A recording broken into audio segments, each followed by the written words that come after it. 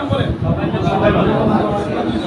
ইসলামী আন্দোলন বাংলাদেশে সদস্য যুক্ত হয়ে আল্লাহ তাআলাকে সাক্ষী রেখে ওয়াদা করছি যে এক, আমি আল্লাহ তাআলা সন্তুষ্টির উদ্দেশ্যে আন্দোলনের সম্প্রসারণ মজবুতি অর্জন ও মূল লক্ষ্য হাসিলের সর্বাত্মক প্রচেষ্টা চালাবো।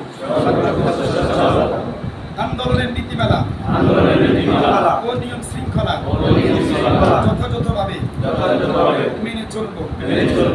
আমার উপর অর্পিত দায়িত্ব আমানত যথাযথভাবে পালন করব। আল্লাহ তাআলা আমাকে এই ওয়াদা পালন করার তৌফিক দান করুন। আমিন।